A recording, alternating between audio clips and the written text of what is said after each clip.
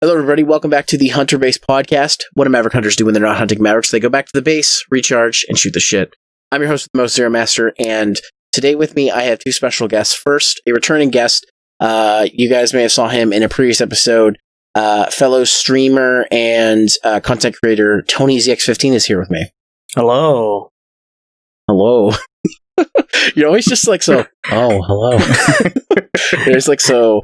It's like I didn't know I was on. I think that's kind of just how it is. And also, who is this cackling in the darkness I hear? Yeah. So I was just about to say, joining us for the first time, another good friend of ours, fellow streamer, content creator too. I guess you make content as well. Yeah, not good, but it's there. It's I'm Mr. with you there. Hey, Jacob, how you doing? It's good to be here. Obviously, with everything going on, it's just nice to be able to shoot the shit and talk about some cool stuff. Yeah, and I've wanted to have you on, so this is like a perfect. I guess this is a good feeler episode for you to see if you want to come back. Yeah, this will be the tester to figure out whether or not I'm worthy for a second episode. So. You know, get your feet wet. I was more be like to see if you can stand my shit for that long. Just be like, fuck this guy. I don't want to come. Give yourself some credit, man. Come on.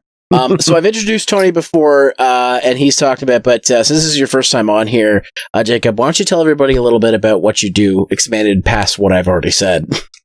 So I've always wanted to get into YouTube and stuff, but I'll be completely honest with you, I'm absolute trash when it comes to editing. That is my absolute kryptonite, and I've never had it. So when Twitch opened up, this was a huge advantage for me because it's like a one-time setup, and as long as you can maintain that, it's great. So I would consider over anything, I'm a Twitch streamer.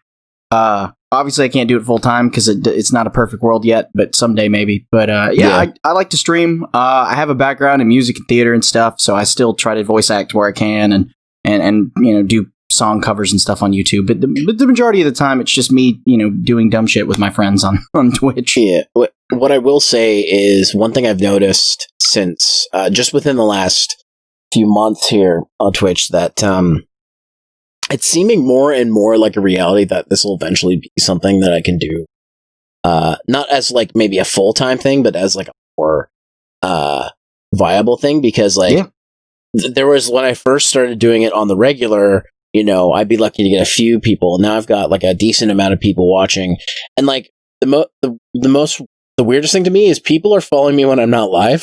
So like every stream I'll have like 5 more people and be like, oh, hello, people that followed me like a few hours ago. So there's a real value, and I think a lot of Twitch streamers overlook it. And keep in mind, I'm no expert, so don't take everything I say with a grain of salt, but I genuinely feel like there's a group of people that overlook the fact that Twitch saves recorded broadcasts. They do a lot of background advertising for channels. Just clips alone make it around, because if a clip generates for someone and they think it's relative to someone else's, you'll get recommended clips at the end of every clip you watch. So those bring people. They'll think your clip's funny. They'll watch it again. If somebody does highlights, It's the same thing. So, if you make good content and it saves and Twitch finds that formula to present it, you're gonna find people. So Zero, you're another fantastic person that just has content people can come back to, and that helps a lot. The one thing I need to start doing is highlighting my streams, but I think also I don't do it because, one, I'm re-uploading them to YouTube anyways, and 2, if there's something that like I'm just like, I don't think that needs to be on there for much longer than a month, then I'll let Twitch delete it. Not that I'm trying to hide anything, but like it's one of those things where it's like it's just like, well, I mean, you can't win with everyone, and if people want to watch it, they want to watch it, but like some of them would be good to go to the waste bin after a certain trust amount me, of time. I know that one. All those early days of streaming. Not everyone can be a winner, right? Yeah. So, Zero doesn't like his own content. Let's hop into the topics here. First and foremost, we'll just do a quick recap or actually I should say preface this because I got some shit last time. This is just our opinion. I don't claim to be an expert on any of the things we're about to discuss. And I could get stuff wrong. I do all the time. So just a heads up, like this is not a definitive, breakdown of everything. Just going off of a lot of this stuff is from memory. I do take notes when I can. But I didn't watch every single thing from Summer Game Fest, and I'm pretty sure you guys haven't seen every single thing either. Yeah. So No. we're just kind of talking about things as they go. So I do want to start off with one that probably at least Tony and I are familiar with is the Shadow Drop Paper Mario trailer that happened. Yeah, no, like that's not the first thing on the list, but it's the first thing that I can think of that's kind of big. That snuck up on me on like one morning where I just roll out of bed, just like worm over to my computer wrapped up in blankets, throw my face onto the keyboard, pop up YouTube like I do every morning, and it was there, and I was like, what the fuck is it? There was no news, there was no... normally you hear a rumbling about it. I woke up and I had two people message me, be like, hey, they dropped a Paper Mario trailer. I'm like, what? So I just kind of checked it out and saw what was there, and yeah, it happened. No, they didn't plan, they didn't say anything. It just kind of happened. Now I know, good. I know that, I know that you and I, Tony, have familiarity with the series, but Jacob, do you have any familiarity with the Mario RPGs at all? So I am familiar with them. I was never a huge Nintendo guy growing up outside of the original SNES because I just never had access to that console. That wasn't the direction my family decided to go, so I never got to actually play them. But I had a lot of friends that were diehard Nintendo fans, so all of my experience came through them. I know that the Super Mario RPG is one of the biggest games and biggest underrated games of that era. And I know that the Paper Mario games themselves, even through the DS incarnations and 3DS, they've always been big. So when I saw that this happened, and there was little to nothing said about it, not even really whisperings that they were even in development on this title, from my understanding, I knew that I was going to have friends that were going to freak out about it. So. Yeah. I think the biggest thing that I'll say is that the last few titles haven't been as good or as much as people want. I think a lot of people say that it peaked with the second game, Thousand Year Door, which I have not completed. I played a little bit of it, but I have not completed. I'm a big fan of the first game. Super Paper Mario is fun. Super Paper Mario I bought that game on sale. I lost it for a good few years, and then I found it randomly again. Oh boy. I think it fell behind my bed or something. I can't remember how that happened, but yeah. And I just imagine a young Zero being like, oh boy, Super Paper Mario! It's gone. No, it was more like I bought it because it was like the Nintendo Selects version. I'm like, oh, this is finally cheap enough that I want to buy it. And I just kind of forgot about it. And then I'm like, I wonder where that game is. I want to play it. And I'm like, I can't find it now. I swore I bought it. I almost bought it again because I was like, did I buy it? I was like, did I buy this game? But oh man. With when it comes to the series, my brother bought Sticker Star, which was kind of the beginning of this whole of the problems that people have had with the series. And Paper Mario has always been a simplified RPG series. That's the thing that I want to get at. It's always been kind of simple, but Sticker Star just dumbed it down to its the lowest common denominator and made it it not just the gameplay, but the story got cut down. And you don't want to do that in an RPG. That's also those are the two things that matter most. One of the big things about the Paper Mario series is its writing. Its writing is great. It's funny. It's engaging. And it's just very entertaining to go through. But the problem with Sticker Star was it was none of the magic from the old games was there. It was all of the good writers went over to the Mario and Luigi series. They dumbed it down when it didn't need to be dumbed down. That was the problem that I had. And it basically made my biggest complaint has always been, one, they made the story basically useless because they changed it from being a more open world to level, like a more traditional Mario style. Right. And two, it made combat completely useless because you have a set number of actions based on the stickers you have, and now if you do combat, you're just wasting stickers. So why even bother doing combat when you can just skip it and save them for bosses and stuff? So it kind of took away the things that I really enjoyed about the series. Now, Color Splash did a little better. It still had the card system. I haven't played through all of it, but it has a lot of the same complaints. In fact, Color Splash is the lowest selling version, the lowest selling game in the series. I think it only sold 180,000 units. which is pretty bad because even Sticker Star outsold it. So by a couple million. So it's never been a big series, but even then, it's the lowest point. And you could blame that both on the bad reception of Sticker Star being continued on into Color Splash and the Wii U not being a big not only console. that, the rise of RPGs and JRPGs, ever since Persona there was 5 a second came wave out, of them in the last era.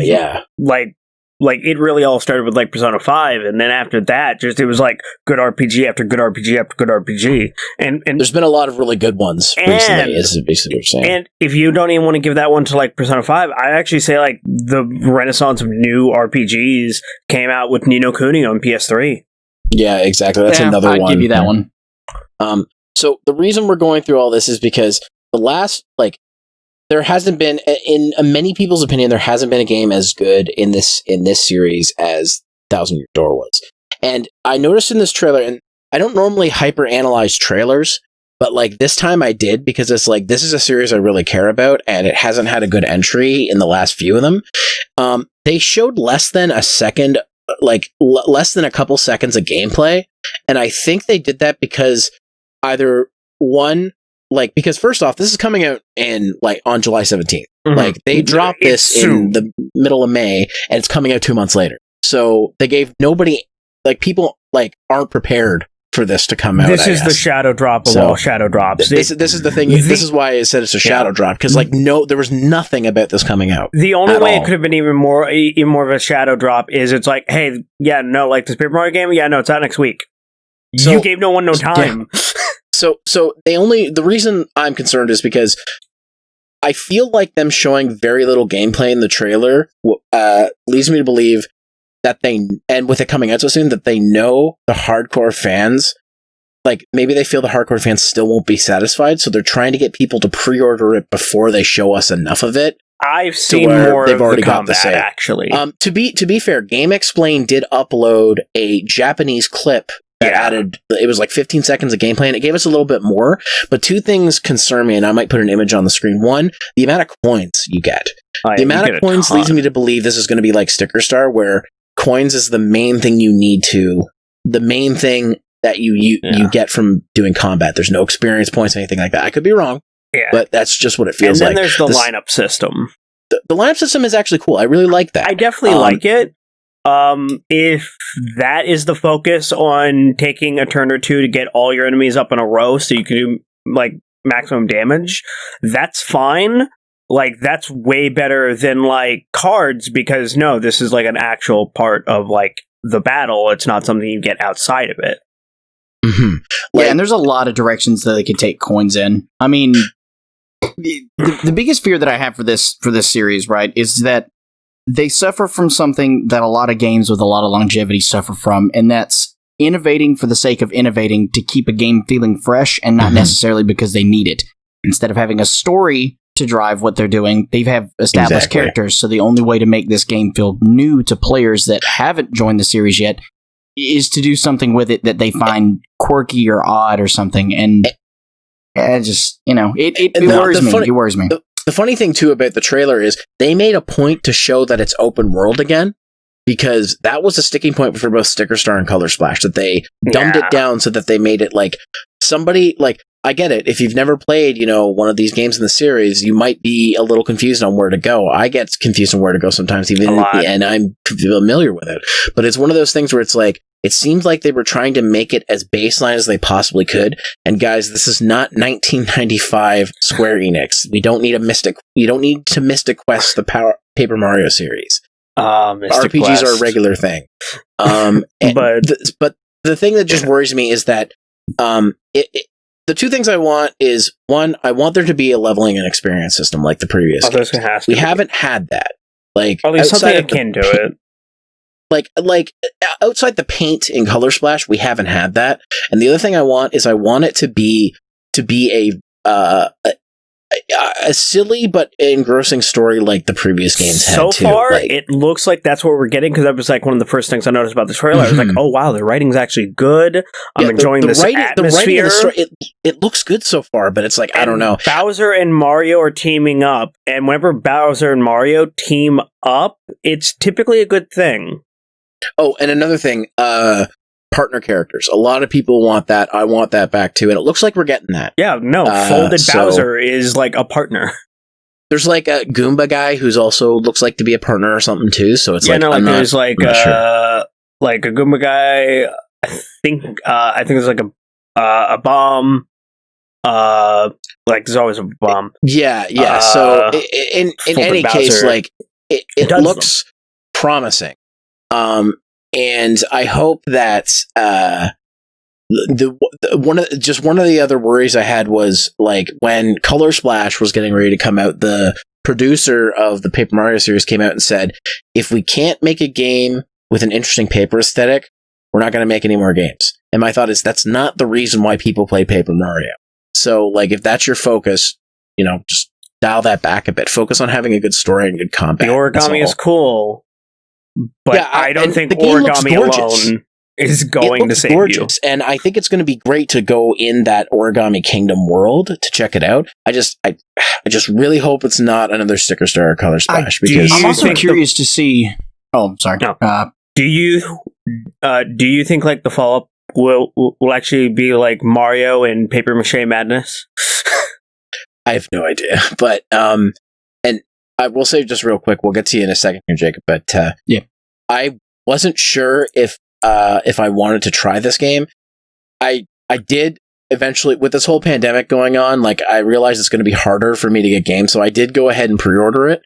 I haven't paid it off because I pre-ordered it with EB Games because they're actually opened up again. But I'm going to decide the day it comes out if I'm actually going to buy it or not. So I have it on pre-order just to say if I want it, I can get it. But we'll see how things go to see if I'm actually going to buy it. Someone's going to get an early copy. Like, it'll be either I play this or I tell people to just play Bug Fables on PC and Switch, because that's actually an indie game that plays like the first Paper Mario. So I think I'm still getting Bug Fables. I actually caught an article about that was like, is this the Paper Mario we've been waiting for? I got a review copy of Bug Fables for Steam last year, and I'm only getting to it now, so I am going to review the game, but I'm still playing through it. I'm probably going to be like streaming it too at some point, so that's something to follow. I got to finish Doom Eternal first, though. Yeah, true. What did you want to add, Jacob? So my thought with this, and keep in mind again, I'm coming in this from completely left field, but which is good. I see a lot of with the Origami King thing here.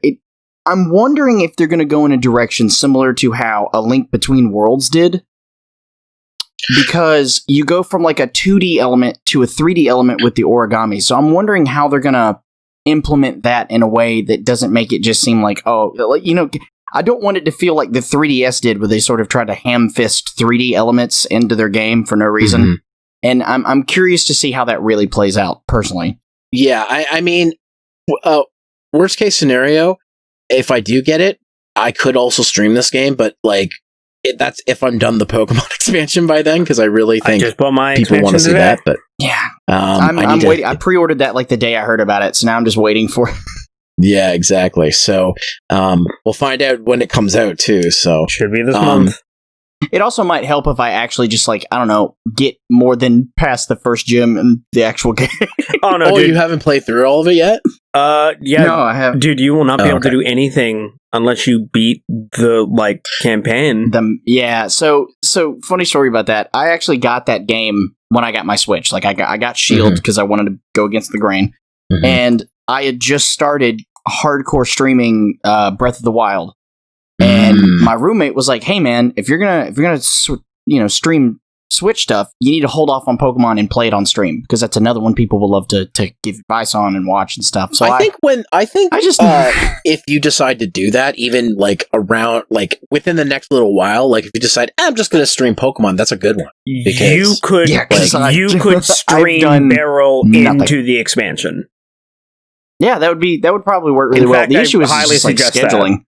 Because that's a game you've got to put so much time into to really get your worth out of it, and I don't know if I'm going to have that. Well, here's the thing. Like, I streamed it as well. Of course, I did a solo playthrough, too, beforehand, because Pokemon's just that one RPG series that I'm just like, I got to play it as soon as I get it. But, like, it didn't even, I don't even think it took me a month. I think maybe just over a month to get through, and that's doing 2.5 hour stream sessions. twice a week. So like, if you can like dedicate yourself to even just like one session a week or something like that, be like, all right, this is going to be, I'm going to do 2 hours of Pokemon or 2 whatever this week, then that'll be it. They're not long games. No, so like, it's not like it can be done in about 20 hours. You can like, the main story is only 20 hours long. So I've always got this weird fear though that I'm a guy who gets engrossed in the story, no matter how bad it's if written. you get sucked into the wild area, add another 20 hours. Yeah. Well, my fear is that, you play a game, and we do, as streamers, and we've probably all felt this, we get advice, and we get, tips, and people micro-spoil things in chat, and you get it, and we tolerate it. But the thing with a good RPG, and especially since the Pokemon series is near and dear to me, as it is to a lot of others because of just its formation of our childhood, I don't want to ruin it by feeling pressure of streaming the game. Well, and that's why, Zero, I respect the fact that you played it on your own too, because it's I don't want to get that backup of like having to feel like, oh, I better play this certain way or put on this personality here's the thing though, with Pokemon, like everybody plays it differently. Like that's true. Like just for example, like I know we're going off on a tangent here, but just for example, like when X and Y came out, and the online battling came out, and people were like, my friends wanted to battle. There were people like my pal John, Sebastian V Pro, shout out to you. He would do like IV and EV training with his party, and every time we battle, I kick his ass.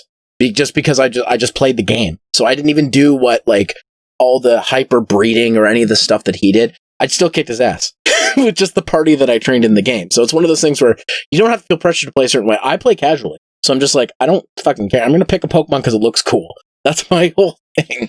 So I don't. And like, there are people who do want to see that. They do want to see the breeding and whatnot. But I never felt pressured the entire time by anybody to play the game a certain way. So yeah, I don't know. So it's like I don't know if it's just me or what. But I've always had trouble doing RPGs that way because almost every RPG I've ever tried to stream or have just played in groups of people, it always just feels like there's more pressure to it than there should be. Now I'll let people like give me help if I ask for it.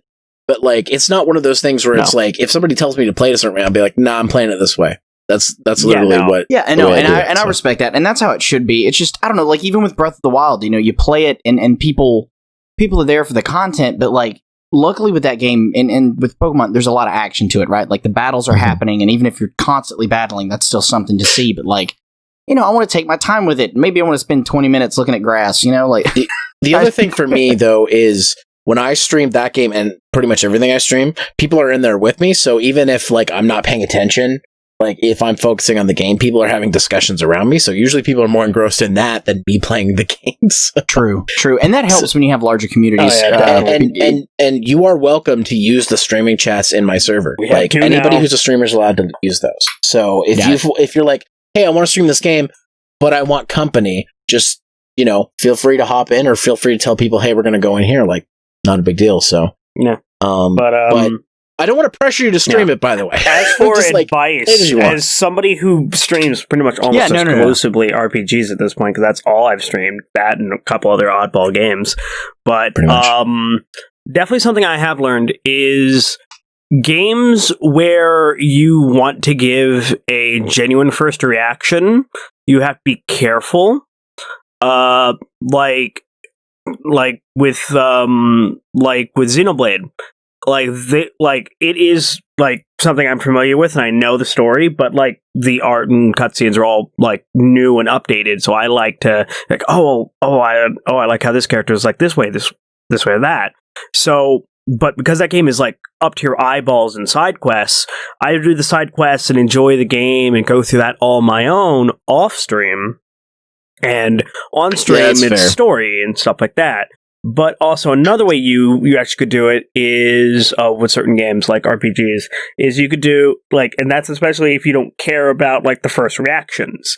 Like if you don't care about like your first reaction to something, then do 2 save files. Do like a stream save and a hey, this is for me. Yeah. One thing that I like that shout outs to my friend Arcana QT does when she streams, because she's been doing Persona 5 Royal and I know it's not an RPG, but Catherine Full Body.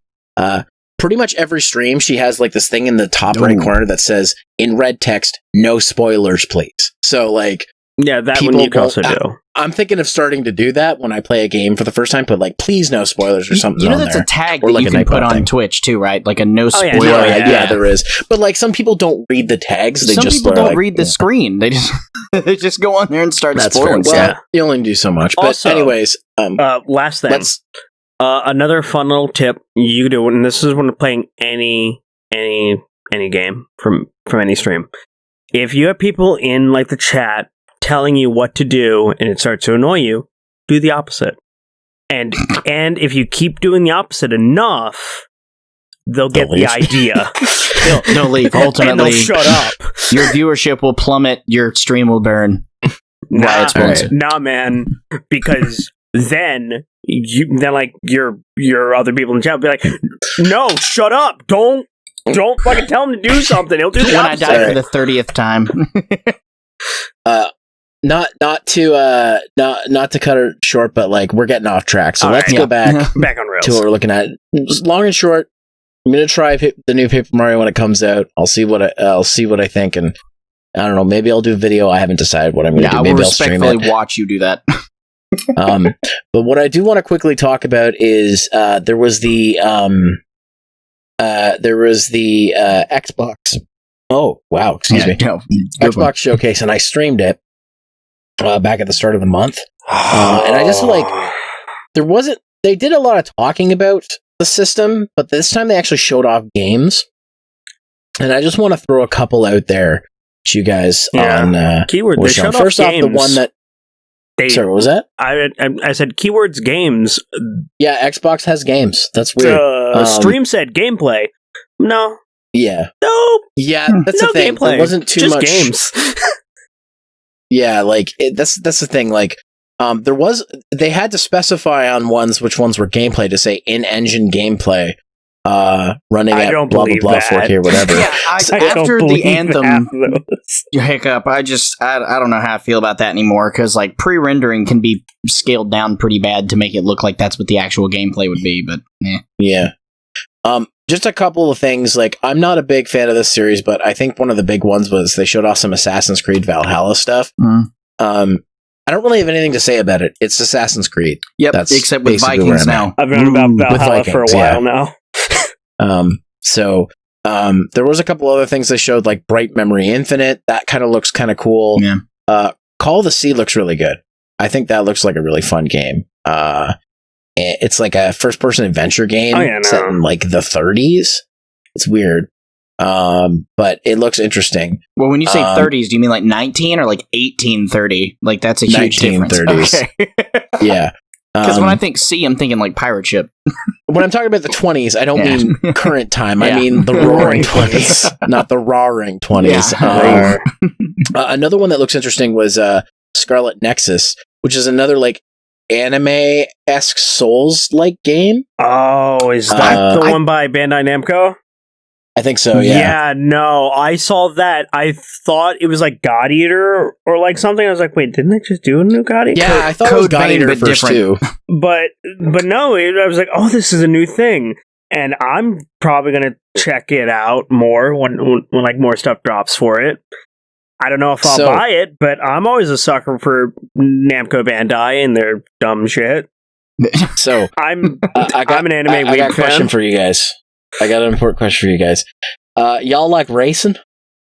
Okay, when you I say haven't racing, played a racing game since I think the last racing game I played was I think it was Need for Speed 2. What was it? Dirt? Dirt. It might have been like the original Dirt or Dirt 2, but So I'm pretty sure it was like needs like actually I'm pretty sure it was Need for Speed 2. Get to the point, Tony. Dirt 5. Dirt 5. It's a game. Yeah. It's a car game. It looks good. Every system launch has to have a car game to make it look good, because the graphics on car games always look really good. Well, it's weird to me that Xbox Forza didn't go with looks another pretty. Forza title. Yeah, I know.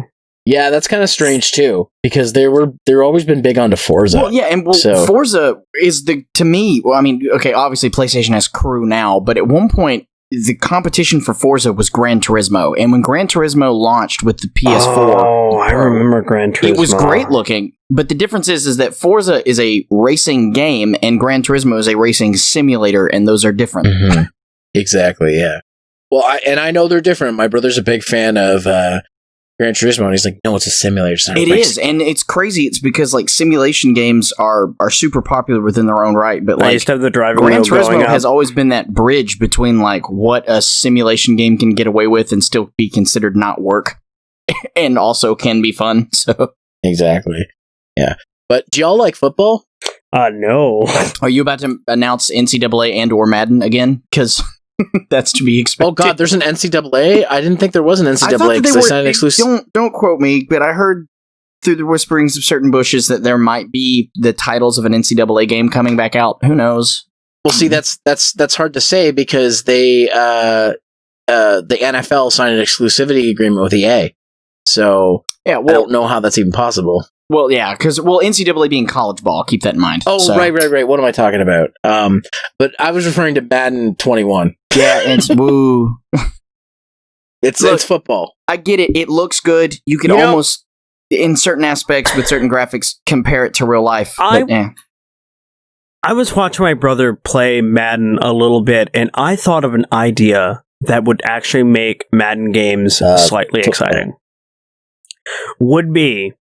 It actually, like, after you play a game, you have a random chance of quite possibly one of your players, like, oh no, he like had a fight with his wife and is now in jail, so now you need to put someone in the new rotation, or even during the game, oh no, my quarterback broke his leg and now he can't play for the rest of the season. Injuries are and I gotta actually forfeit this game. Like, add a random element like that. I will now get excited for like a video game.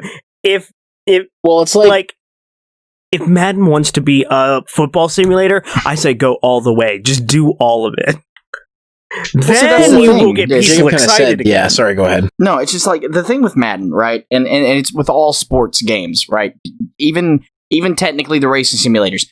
The concept is concrete.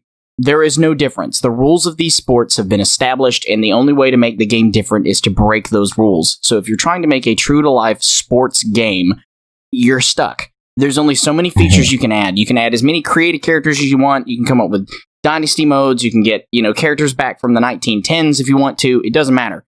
The game is the same, fundamentally. There is nothing you can add to that game that will make it so different and so exciting that it would blow people's minds. And that's just how that works. That's sports games. So the people that buy those games are fans of the sport. People who wish they could play. Maybe people who can't go out and play sports. Maybe people who just need something to tie them over for the off seasons. Yeah. But that's it. There's no one... They're not going to be ever compared to an RPG or a shooter because they're not groundbreaking in any way. I mean, just look at MLB The Show. It's been the same game for 15 years. One thing I want to say with the I don't know, man. In Captain Tsubasa, you can kick a soccer ball into an eagle. I think that's pretty innovative. Yeah, but at the same time, golf games have been doing that since the Sega. What I was going to say is one thing I wanted to bring up with this whole thing is that with the whole exclusivity thing, I'm a little concerned because I don't know if you guys know, but listeners of the podcast will know that I interviewed the head of Canuck Play, David, who made Maximum Football, which is a Canadian football game that it is a lower budget one, but it's being made by basically just him. So the thing about this exclusivity deal that kind of pisses me off is that if he wants to get NFL teams now, he can't. So not that he had those licenses beforehand, but if you ever wanted to do that for Maximum Football 2020 or 2021, not going to be able to do that because now we have to wait till 2026 until the exclusivity thing falls through or if EA signs it again. So that kind of pisses me off a little bit because it kind of just kills the competition. But it is what it is, I guess, if that's the way that they want to do it. But leave it to EA with their cutthroat business practices. That is the way the EA gods have decided. But, in any case, it's football. Anything much more to EA say? would blow up the way that they are nowadays back when they first started actually doing studio things. The thing that's so I did. hilarious to me is that EA used to all be about it's called electronic artists. It used to be all about like developing games and giving the artist credit, something that Atari didn't do back in the day. And now it's like completely like we need to make the most like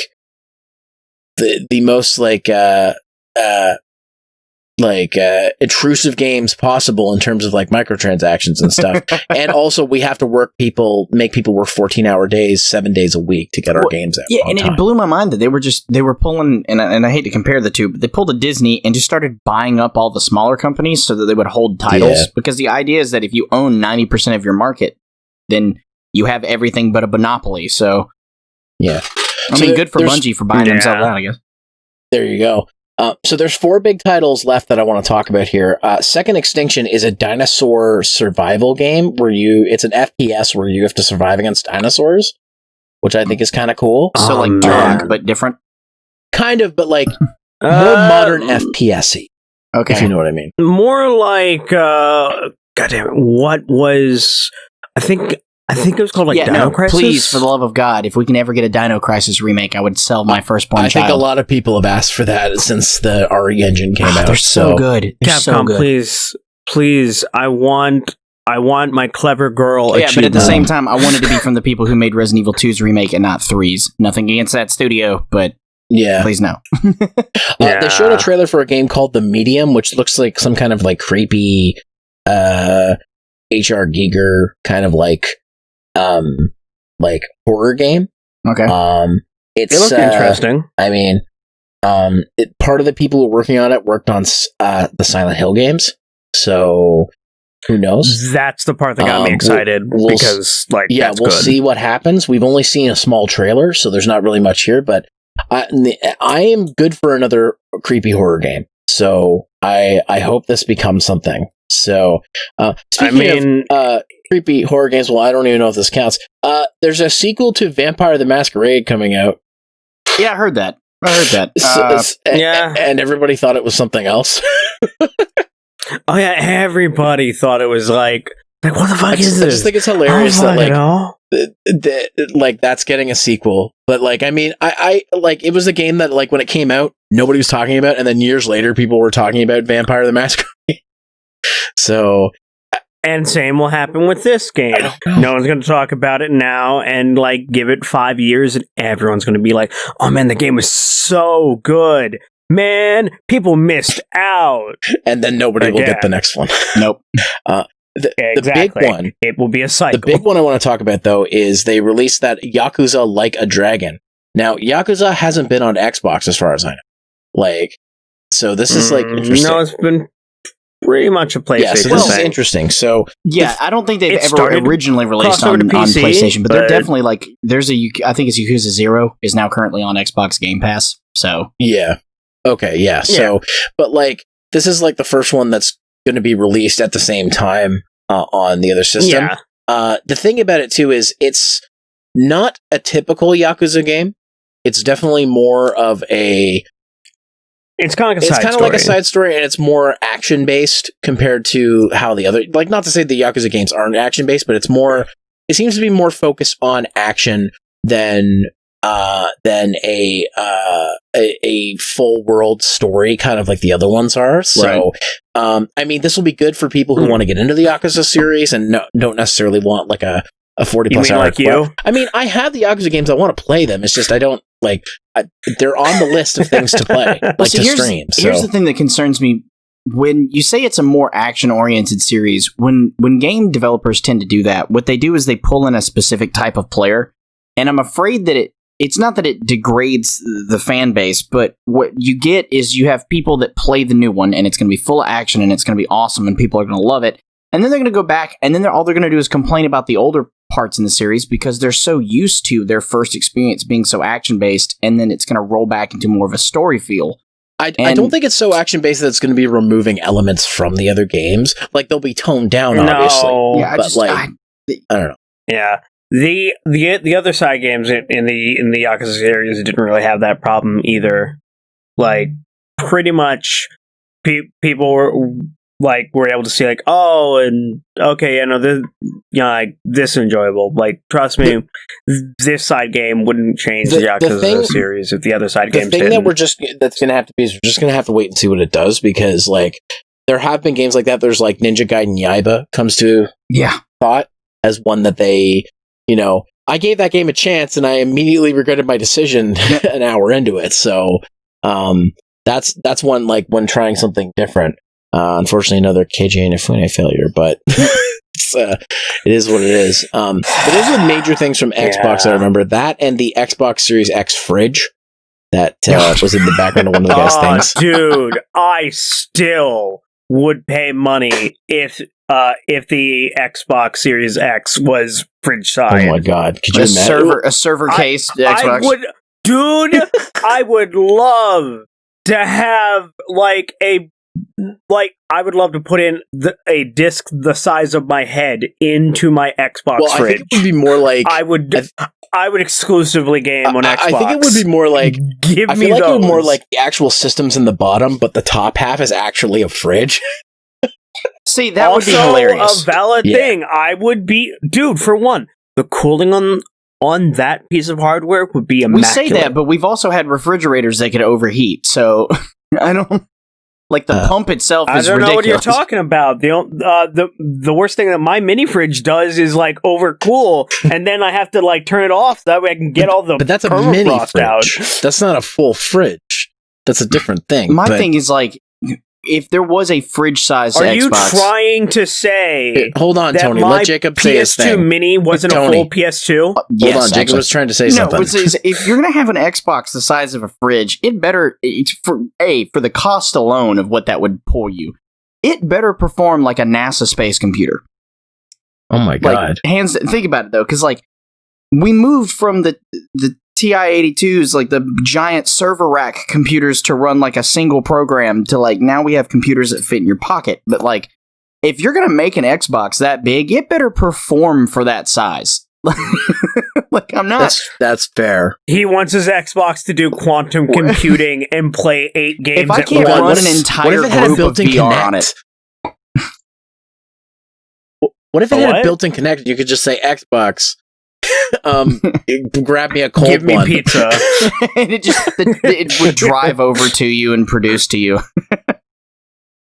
Fuck. It better be able to. Xbox It's going to start just making its own games. Like that's the point of the size, is it develops games for you. So you just tell it a genre, you tell it who you want the main character to be voiced by, and then it just drops a disc into itself. There you go. Oh my god, that is super the future of gaming. So that's developers are like completely the way like the past. So that was the whole like all the important shit from the Xbox thing. That's probably the longest thing. Well, that's not on a single game. But there is a few other things, notable things I want to talk about. Mainly, one of the main notable things that I'm very excited for, that I was a little nervous at first, but now that has changed, was the reveal of Tony Hawk's Pro Skater 1 and 2. The new remake pack coming out.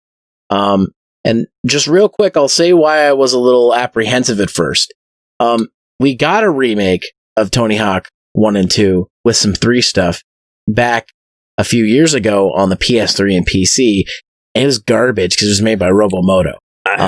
Robomoto has made every Tony Hawk game, about that. Main series Tony Hawk game since Ride or Shred, one of the two. And then they made the remake of HD, which was okay. It wasn't amazing, but it had a lot of issues. Really bad. It had bad performance, and it was a little floaty. And then they made Tony Hawk's Pro Skater 5, which was a bad move, and they made it for last gen and new gen, which was another bad move for when it came out. It's not good stuff. Robomoto doesn't exist anymore, and the people who are actually making this second I can't believe we have 2 remakes of the same series, are the people who made the Crash remakes, which is a Vicarious Vision, which is very, very good. And when they showed the trailer, I was also a little worried that the physics weren't right, but then they showed some more gameplay, and it looked the same as the physics from the original games. So my worry has kind of slowed down a little bit. I'm still cautiously optimistic about this one, but there's just a few things that I really I really want to say about this. There's a couple things I wanted to talk about, but why don't you guys give me what your initial reaction was to hearing or seeing this? Well, let me start off by asking you guys a question specifically. Who do you think these games are directed towards? Is it for the nostalgic player, or is it for a new generation of Tony Hawk fans? I think it's for two different types of people. One, the people who are nostalgic for the series, and two, the people who have been wanting a good skateboarding game. Because when Skate came out, it changed everything. There were people who were like, you either like Skate, or you like Tony Hawk, or you like both. And when Skate came out, Tony Hawk was starting to go into the decline. The series, not the that Skater. Downhill Jam crap. Like stuff like Downhill Jam, Project 8, Proving Ground. These aren't bad games. Some of these aren't bad games. It's just well, to me, the Underground series is Proving where Ground was good. That was the last group of good ones, Thug and then the Thug games is where it peaked. Like that's where Tony Hawk peaked. It had nowhere to go down from there. So, and now Skate hasn't had a new game in almost 10 years.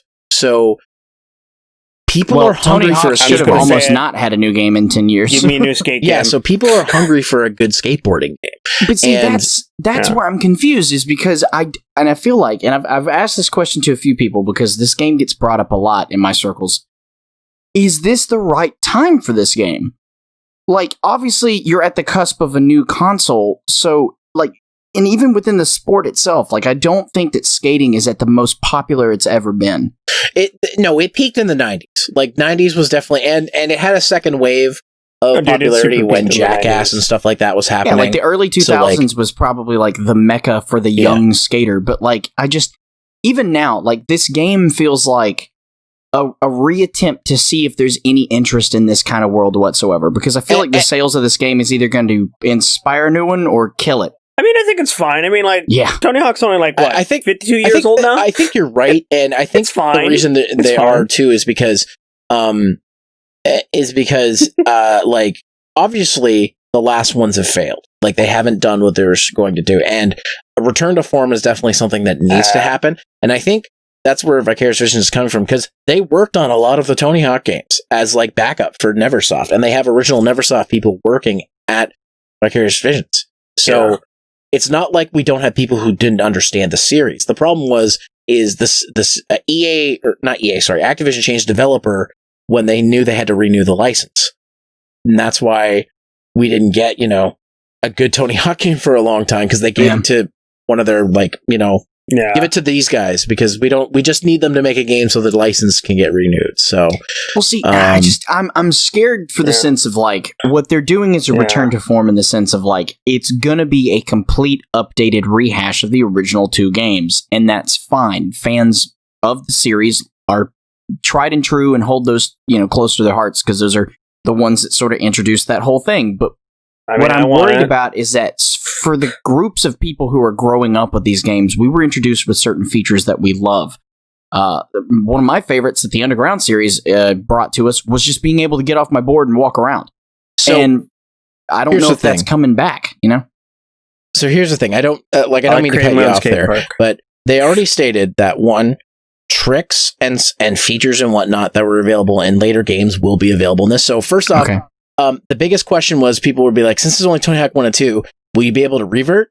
Yes, they're adding reverting, which is a big thing, because Tony Hawk HD didn't get reverting until the Tony Hawk 3 DLC came out. Oh, wow. That was kind of a big problem, because, if I go back and play Tony Hawk 1 and 2, I know revert's not in there. But but when you remaster a gold game like that, and you don't give us something that's kind of crucial to the series, like, it's like getting the game without manual. Like, if you can't manual, then it's like, that's half my tricks now. So it's like, so they are adding stuff like that. All the original skaters, they're getting the original soundtrack. The original skaters are going to be aged up to where they are now. That's going to be great. So you're going to get to play like a classic mode where you can play 52-year-old Tony Hawk and nearly break a hip with you. I don't know if Bam's going to be in the game, though, because he's the only one that I haven't seen from the roster. Poor Bam. If I can play as Fat Bam, that'd be awesome. Lazy-eyed Bam. He is, in defense, his life is turning around. He is skating again. He is getting his life together and stuff. So, when can we get the Riley Hawk DLC? I think Riley Hawk is going to be in the game too. Yeah, he was in the original, so I think he's already scheduled to be.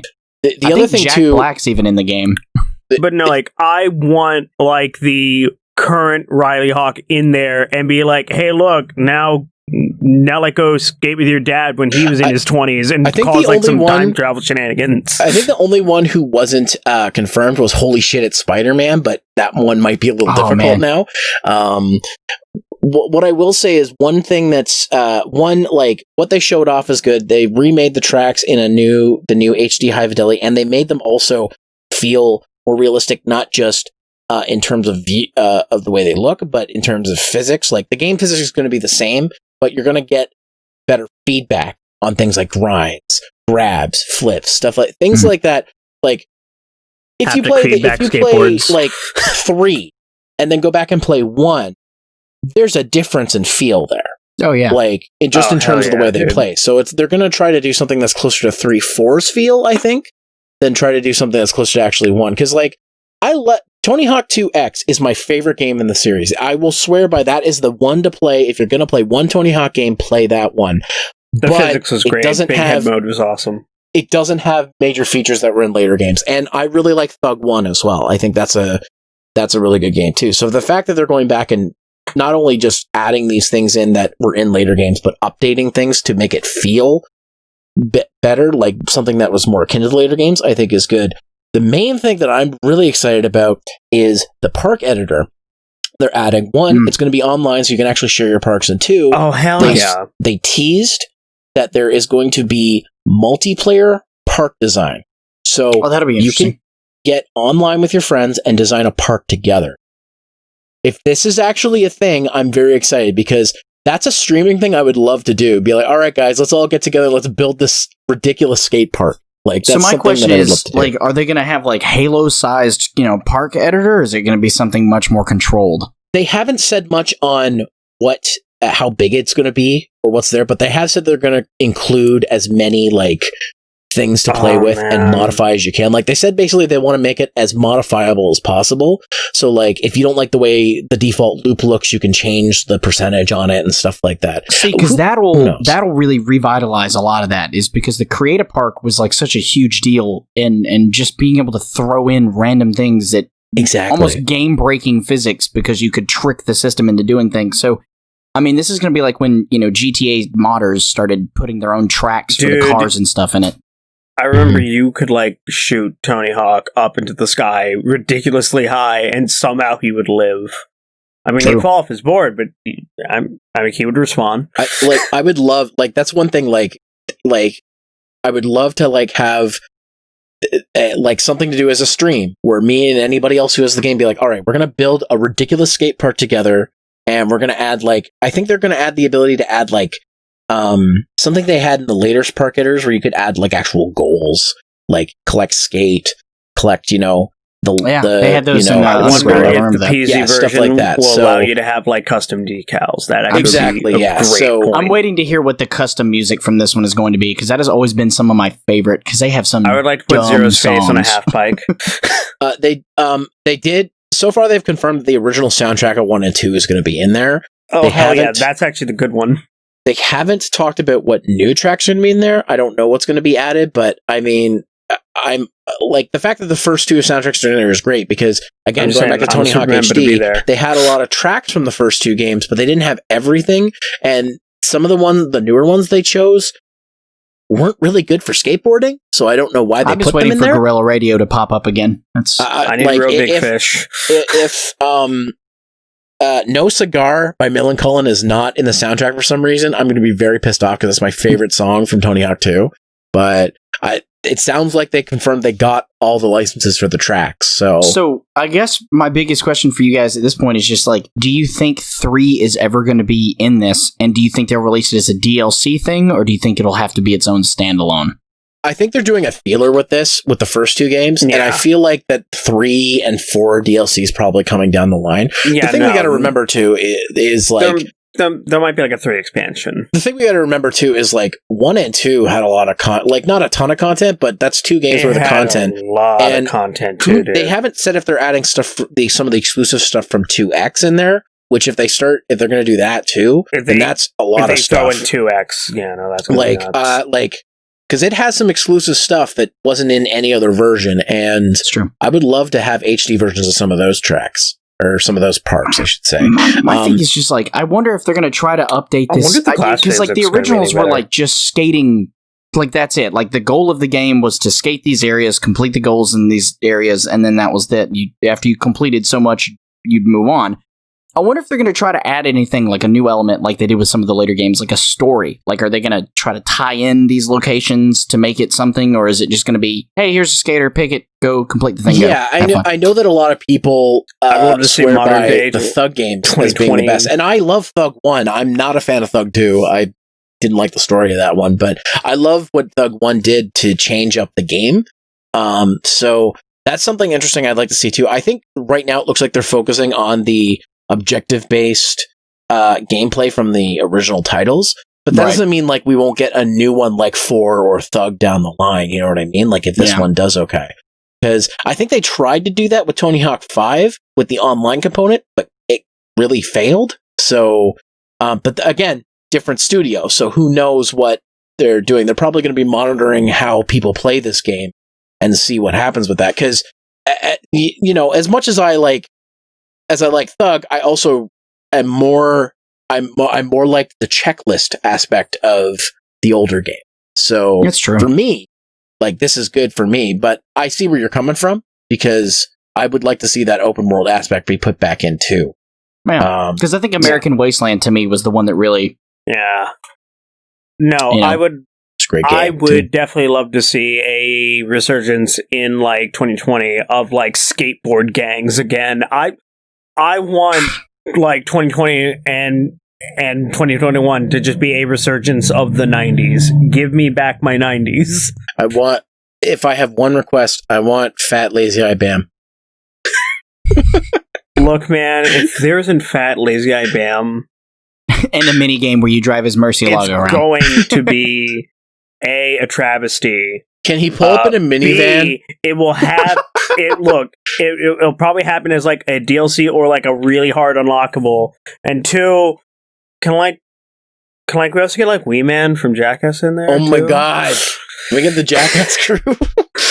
I would, dude. I would pay. I would pay money to have the Jackass DLC. Oh, dude! What if that's what they do? Jackass DLC. So Jack Black has been at every major filming for the game that Tony Hawk has promoted. So I'm assuming, I'm crossing my fingers that Jack Black is a random secret character, which would be hilarious. Here's what they did. Shortly after this dropped, Tony Hawk did a video at his skate park talking to the actual skaters about the game and what's happening. Yeah. Jack Black was in that video.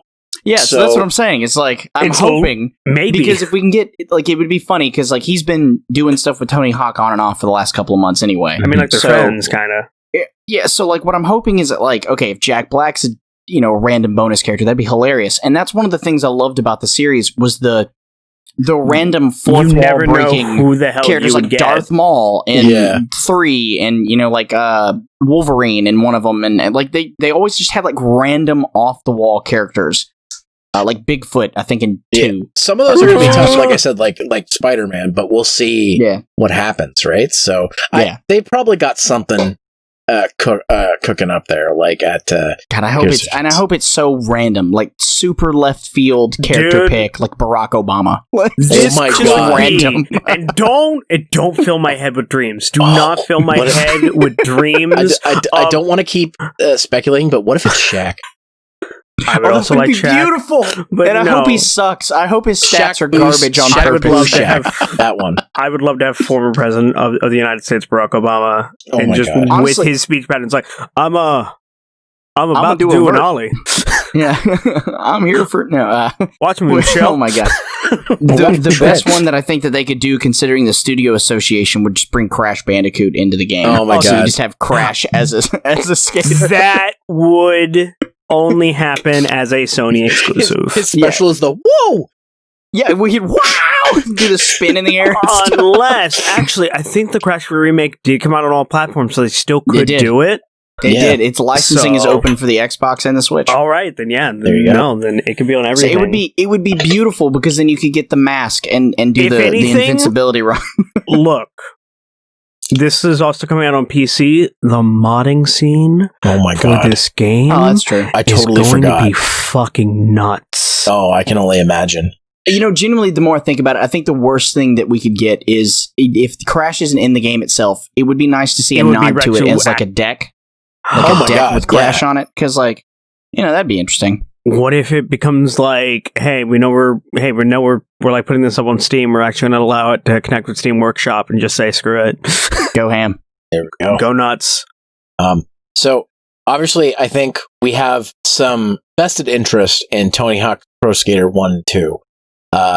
It comes out in September, I hope so it paves the way for a whole bunch more skateboard games. and because they don't do Pizza Hut demos anymore, they said that anybody who pre-orders will get to play the warehouse a couple months early. So Nice. so that's their Pizza Hut demo this time, essentially. So I'm gonna pre-order it the moment I can, so I can play that. So I need to figure out where everyone's getting I'm surprised that Pizza Hut didn't do like a code that you could get on Steam or something. that would be crazy. Like right? download That would codes be for Pizza. fine. I'd be cool with that. But there's a few more things I want to talk about that like I don't have as much to say about these next few things, but I do want to quickly go over real quick that the Epic Mega Games did show off Unreal Engine 5 running on the PS5. I don't have much to say other than it looks good. I'm glad that they haven't rested on their Fortnite laurels and they're actually developing new stuff.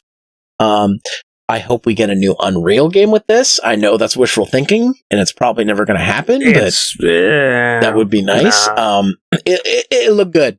That's we're basically probably all not I even have to say. games that are going to even use this engine for at least another 2 to 3 years.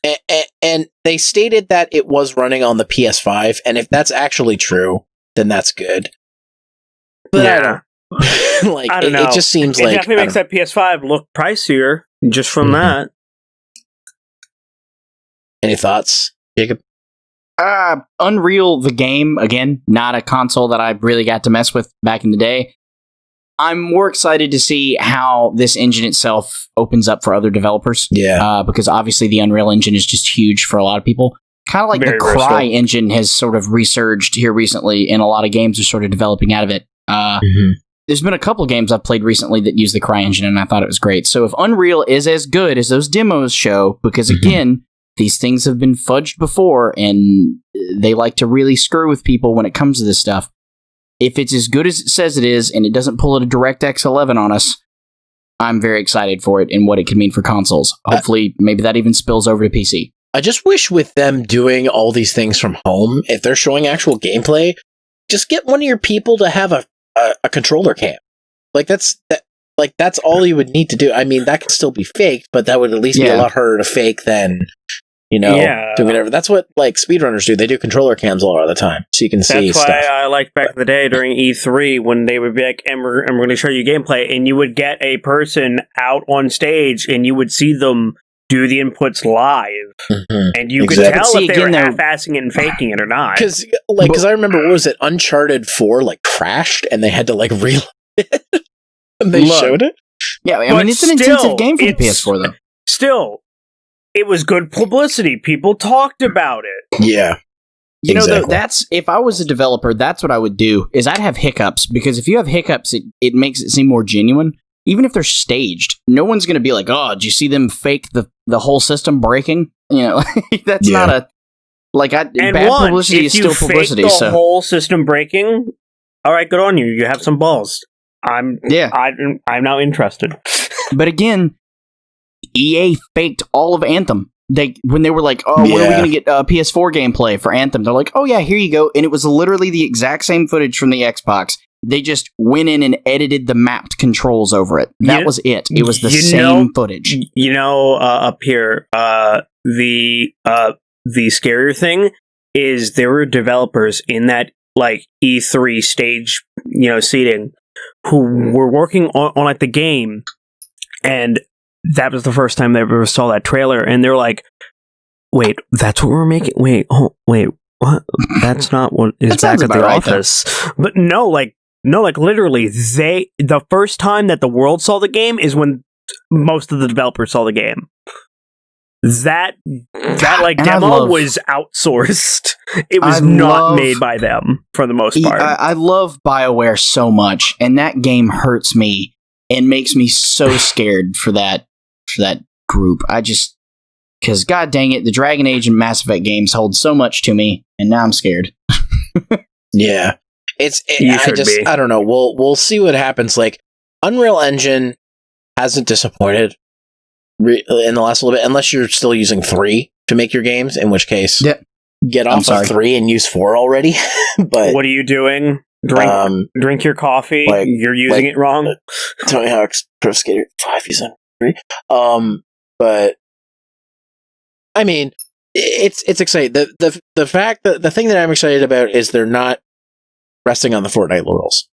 They're not pulling a Valve and resting on those. They're actually doing so. Though, funny enough, Half-Life Alyx came out this year, so I guess that is what it is. And that was still a surprise to see. And that's a huge troll, though. What a huge slap in the face to a lot of people. And how ironic that Summer Game Fest being run by Jeff Keighley. There's a series about behind the scenes with Jeff Keighley about Half-Life Alyx, and he apparently was involved with the game. But that's a whole other story for another time. But just a couple of the other things is they showed off this new I don't know if it's a hero shooter or what. I've seen people play it, but I don't know much about it. But Valorant. Yeah. Okay, so this one I actually have some experience. I actually got to play the open beta literally the day before it closed. Okay. So here's the thing. Valorant is from the makers of League of Legends. It is another Riot Games game, and it will be free. So for anyone that's been interested in playing it, it drops, I believe, this Monday, and it will be completely free. You don't have to spend $1. In fact, you get free things just by playing the game. So congratulations, Riot. You're already making yourself slightly better than some of your competition. But the game is a clone of other pre-existing games. They're not dropping anything too excitingly new. I was going to say, it looks like a more boring Overwatch to me. So what it is it's not an Overwatch competitor, because Overwatch has different goals and different roles for this. It's similar, I'll give you that, but it is a CSGO competitor. It is objective based. They only have the one real game mode that I know outside of like custom matches or like practice modes, but it's literally CSGO's drop the bomb. You have 2 teams of 5. One team is a defense, one team's an offense. They drop the bomb in the other person's, and you defend it, or you try to, defuse the bomb or kill the other team before it's done. That's it. The only thing similar to the Overwatch aspect of it is that you have characters with specific roles and character types. So it's kind of a mix of a hero shooter and a regular FPS. You've got a Mercy character named Sage. She's the healer. She can resurrect people, but everyone gets the same guns. You have a buy phase at the beginning of every round, so you buy guns, you buy armor, and you play the game. It's crazy to me with how limited the amount of time that Valorant's been out and how big it's gotten. There's already a culture surrounding it. There's call-outs and commands, and people have already nicknamed certain areas, and like you've got people that are like pre-staging pro teams for this game, and that blows my mind that it's already blown up this big. Yeah. It is intense. Every character is squishy, and there is one character that's absolutely broken beyond any amount of like measurement. It's ridiculous. But the game itself at its base, if you play it right and you're with non-toxic friends, it can be fun. It in that couple of games I got to play, it was fun. It was intense. You get these moments where you're watching people do some crazy stuff for FPS, but you're also in moments where you spawn and 3 seconds in, some guy hits you with a bullet that shouldn't hit you, but it happens. It's the shooter curse. But interesting concept. It looks, I don't know if you guys know what the game Dauntless is. Yeah, I know about Dauntless. The art style, like the concept work for the loading screens, and some of it looks a lot like Dauntless, which is another Unreal, Epic Game Store thing.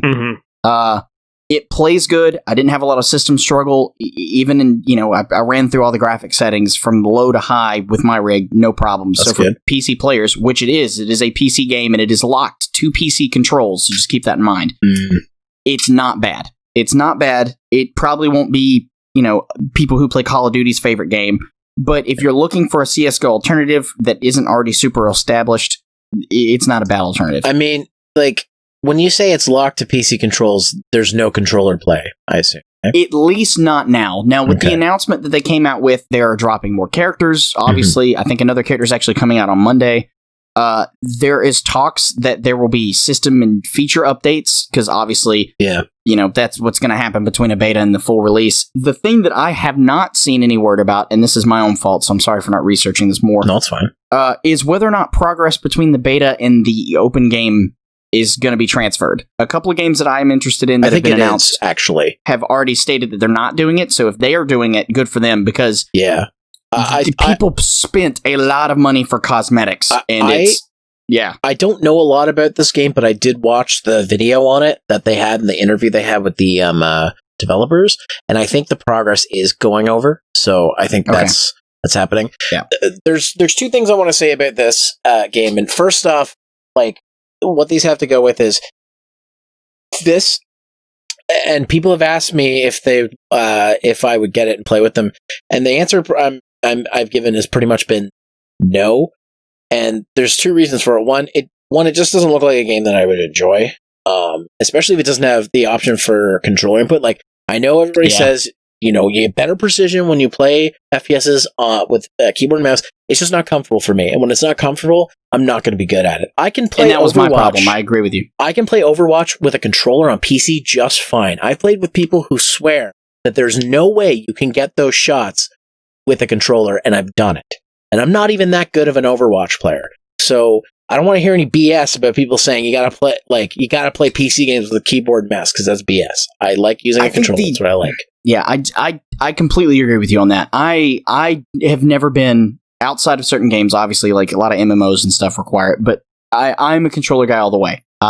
They're comfortable. They allow me to play in a more comfortable setting. Mm-hmm. I don't have to be up against the keyboard, Plus, if you have something like the Xbox Elite 2 controller, it's like, that's a really nice controller to use for a game like that. Like, not that I own one, my brother does, so that's why I've been using one to play Doom Eternal. But speaking of Doom Eternal, another reason that keeps me away from this game is its implementation of kernel-based anti-cheat. I've had this problem with Doom Eternal. They backtracked on it. And it seems like the developers over at Riot have stayed firm that they're going to keep this in there. I just think it's too intrusive for this type of game. And I know that they said, we're not collecting that data. People don't, and they try to make people like, they don't understand what that means, what kernel level means. The fact of the matter is you shouldn't need any piece of software that deep into the PC. And from what I've seen, it doesn't even matter. People are still cheating in that game. So the anti-cheat does like nothing. So I'm just like, I don't want to have to go through that again. Like, luckily, it got rid of it with Doom Eternal, so now I don't have to worry with that shit. But like, it's another thing that's just like, that's what's going to keep people away from the game. Like, if you've got a problem with cheaters, there's other ways to deal with it. So, like, what I'm curious about is if they did this, because again, Riot has been in the top 3 of most popular esports categories of all time. Mm-hmm. Like, they've held that top 3 rank since their induction with League. What I'm wondering is if they're doing this to sort of ease future esports markets into thinking that this game is going to be fair across the board, so that they can go ahead and just start telling people, this is an esport, get ready for it. Like, this is it. This is what we're going to do. You're going to have people spending millions of dollars to advertise with these teams. It's going to be huge. Kind of like they're trying to do with TFT, which is another league, push. Because, like, what is it? Riot Games has like 6 more titles coming out here shortly. Mm-hmm. So they're setting themselves up for these big markets. And I feel like they were just like, if we can prove to people that we have the most intensive anti-cheat we can have, people will feel like they can invest in this because they're not going to be auto aimbotted or something, Because and the thing is, it didn't work. People are still easily cheating in this game. No. So it's like, and they even admitted during the thing, like, no matter what, cheaters are going to be there. And it's like, then why did you bother? Like, well, see, and why not just, and like, it's weird because, like, in the extreme opposite of that, if you look at Call of Duty Warzone, which is blown up since it's dropped, they have no active anti-cheat whatsoever. And it's been very apparent to multiple players how bad and how quickly people came up with systems to cheat. But it's still huge. But that game has a creative way to deal with cheaters, where that, when it finds people who have cheated, I don't know if it's an AI or what, but when it's found people that have cheated enough, they only get games with other cheaters. True. which is which like, I love. That's That a good solution. literally Like is I'm not saying AI is perfect. Yeah. I'm not saying AI is perfect, but like having an AI solution or something similar to that can see habits and stuff like that. Yeah, it's going to ban some people inaccurately. But you could even have it so that, bans aren't done until someone's approved it, kind of thing. And I know with it being a free game and Riot has a lot of people play their games. I mean, League of Legends is one of the most popular games in the world. That's going to be nearly impossible to take a look at. But I just think right now, especially right now, the whole anti-cheat thing has a bad name because of what it does to games. Look at what it did to Doom Eternal. Like, it ruined performance for a lot of things in Doom Eternal. I'm pretty sure it was one of the factors of why my streams were having issues. And it wasn't the game. I think the software interfered somewhere with me trying to stream. And again, I don't want to say that was the reason. It probably was Twitch getting overloaded and could have been something in Streamlabs that I needed to take care of. But that was something that was always in the back of my mind. I did a 3 gigabyte update for Doom Eternal and all it did was make the game run worse. So it's one of those things where it's like, and they backpedaled and took it out. So it's one of those things where I'm just like, I don't think that's the right way to go about it. I like that they're looking at ways of taking care of cheaters because that is a big problem with these games that are esports related. But they need another solution, especially right now with how much backlash Doom Eternal got for doing it. Well, see, my question is this.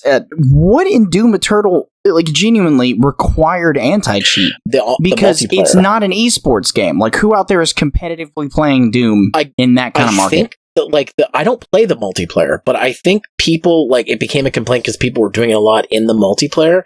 And it's funny because it's one of those things where it came out of the era of multiplayer. The original Doom came out of the era of multiplayer games where people would get, big head mode and stuff like that, GoldenEye asks shit. Yeah. So it's something where but GoldenEye never got an anti-cheat, and it was re-released onto modern consoles. They didn't need it because even if you're getting weird cheaters, just look at Call of Duty World at War. That game got destroyed by hackers. The multiplayer on that at this point is almost pure cancer. But it never got an anti-cheat, and people still love the game. So why do non-esport related games need anti-cheat on that level? I don't get it. I don't get it either. And I just think, again, it's a too intrusive way of trying to stop people from cheating in a game. And people, I mean, the best anti-cheat I ever had was in, and this is going to make me sound old, Guns the Duel. How anti-cheat was a cheating program, essentially, that did this. If it caught somebody cheating, they were banned from being able to attack you. That was the best. It's not a perfect solution for today, but this was an anti-cheat thing that it was a third-party thing. It wasn't made by the developers, by the way. But it would detect somebody using a popular cheat, and they wouldn't be able to attack you. So it would basically just IP ban them from being. They'll still be in the match with you, but they couldn't see you or hurt you. That would be something interesting to do. Now, again, that probably won't work in today's world because there's probably ways around it. But that's just an example I wanted to give of an idea of a good way to do anti-cheat, not get into people's systems. As much, and I say this, as much as developers say, we won't do anything with your system, who knows if there's a disgruntled employee who works at one of those anti-cheat software companies and decides they want to get into people's computers or do the cooking mama thing and use, their system to mine bitcoins and shit while they're playing a game. That actually was false. If it's intrusive to that level, people will find a way to abuse it. And that's why I'm just that's not the right way to go about it. And I hope that Riot has a better solution or does something about it, because as of right now, I don't want anything to do with this game. I already didn't want much to do with it because I wasn't very, it didn't look that cool to me, and it doesn't look like a game I'd want to play, but I don't want to touch this game with a 10-foot pole now because I'm as long as it has this in it, there's less of a reason for me to want to play this game. So yeah, it is a bit interesting because once you deactivate it, you do have to deactivate the anti-cheat from your system tray. And once you do, you have to restart the computer before you can access the game again. And I feel so bad because I have friends who are hey, can you download this game and play it with us? And I'm sorry guys, I'm not doing it. I can't put up the integrity of I already gave up the integrity of my system once this year for Doom Eternal. I'm not doing it again. So, especially since I just bought this computer. So, it's all the best of luck with that, Riot. But please do something about your anti-cheat. That's all I'm going to say. Yeah. Don't end up like Battleborn. Speaking of That's all I'd Riot, say. they announced they showed. Well, they didn't announce. They showed off more gameplay from League of Legends Wild Rift. And I have a question. If any of you guys do, either of you guys play League or know anything about League? I know enough. My roommate plays more than me. Only played Standard League. So my friend Tater would know more. So about we won't have much to say on this, but there's three things that I thought of when I saw the gameplay. One, I guess this is a mobile version of League that they're doing. Yeah, it's a. Have you ever heard of Vainglory? Yes, I have heard of that. Okay, so picture that. Okay, but it's League. The second thing is, it seems kind of slow. Like, I don't know if League's just a slow game, or maybe they slowed it down for mobile. I don't know. I've only played one MOBA. Well, two, technically, but one that I actually played for a good amount of time was HOTS, and it was a pretty quick game.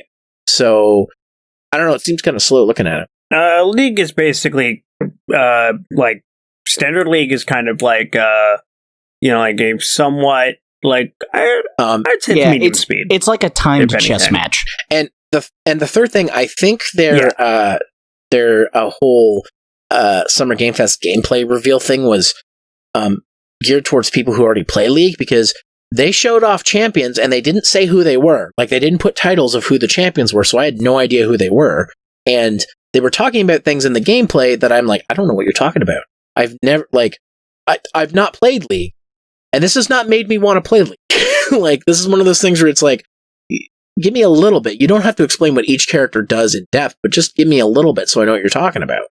I'll be completely honest with you, man. I genuinely think that this game was because that there's such a mobile market on phones currently, like with knockoffs and League clones, that they were like, well, I mean, if everybody else is going to make one for mobile anyway, we might as well go ahead and put something on that market. I don't think that they're going to push this one very hard at all. So I want to apologize in advance for my blissful ignorance, because I don't know much about it. But if somebody in the comments or something wants to tell me, what this is about, and if I'm on any kind of right track with this, because it looks like a mobile game. That's what it looks like to me. Like, it looks like, because it has the touch controls and everything.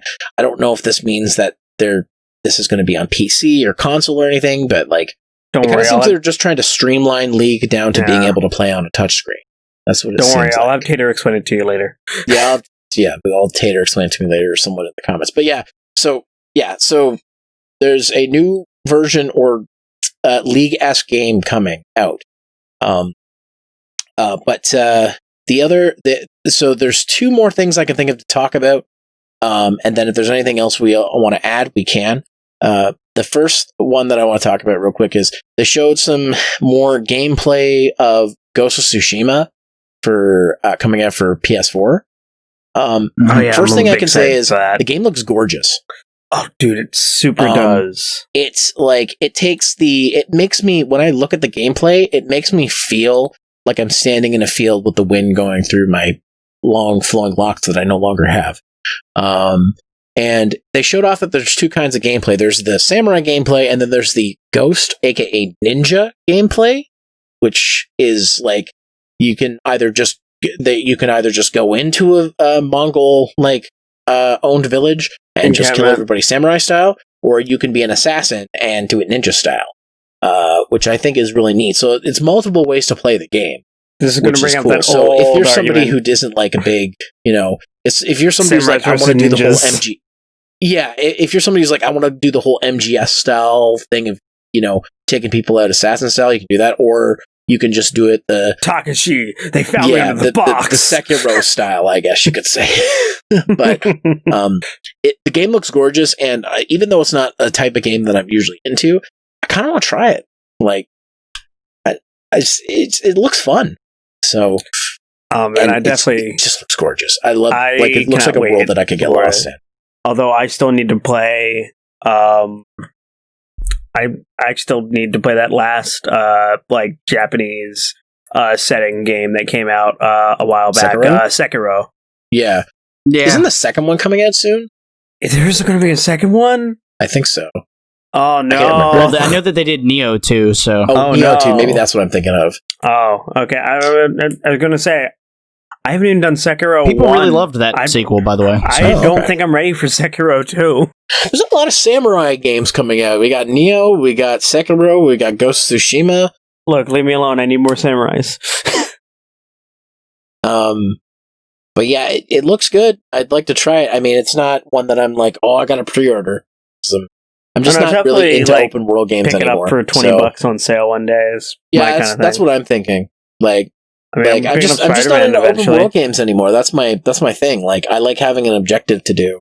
Like, I've never beaten Skyrim because I do everything side related in Skyrim, and I just get bored of it after a while. And that's between that and modding. That's the reason that game still almost holds up even now, even with the graphical and system capabilities that thing is able to barely scrape by on.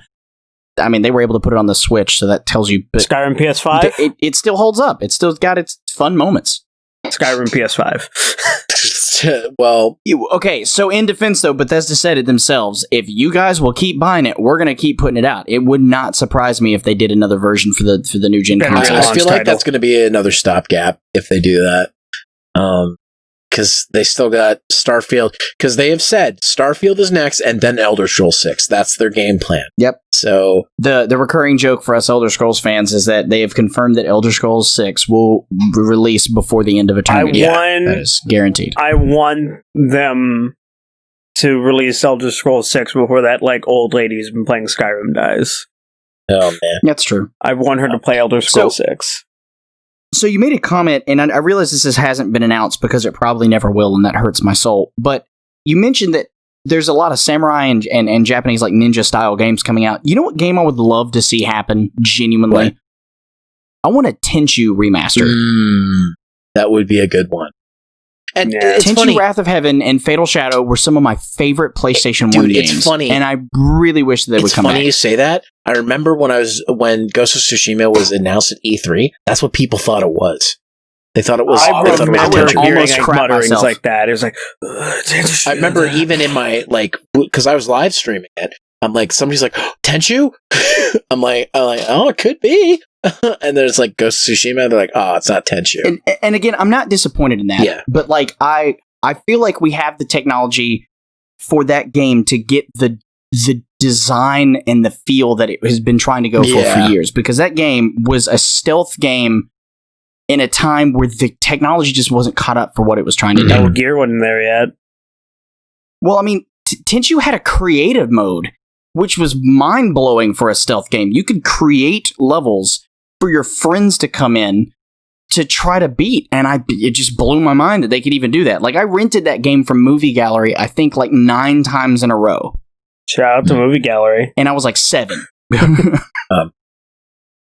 So, the last thing I want to talk about is, and this is one that I didn't watch anything for, mostly because I got the first game in a bundle with my PS3 and I still haven't played it. And I know that there was a lot of spoiler stuff going on. But they showed off, they did another state of play for The Last of Us Part 2. I know little to nothing about this. So if you guys have anything you want to talk about, here's the floor. I got nothing. Kind of in the same state as you when it comes to Last of Us. I have seen a bit of this of the original. I have it on my PS4. It's sitting there because someone gave me a code for it one day because I don't want this. You have it, and I got the code for it. My brother has played through it. I haven't played through it, but I have heard the spoilers and the rumblings, and I'm just surprised how much they're still going through with all the marketing and everything, and not trying to try to spin it in any way. They're just acting like it didn't happen, and you gotta applaud them for that. Any thoughts, Jacob? So here's my thing, and I think we've seen this before with a lot of games. The Last of Us, the original, and it's a conversation I've had with my roommate a couple times, is considered probably one of the best single-player story-driven games to come out since gaming. People just really flocked to the story and the way it looked and how the gameplay to cutscene ratio felt. It just stuck out to a lot of people, and that's why it did so well. So when I'm reminded of games like that, it reminds me of what happened to Kingdom Hearts, which is you had a unique concept. You had a not super original storyline, but you were able to do it in such a creative way that it separated itself from the herd of other games similar to it. And then the first one is pretty well received, even for what flaws it might have had, then you're going to have a sequel. Now, Kingdom Hearts, when I mention Kingdom Hearts, I do not mean between 1 and 2.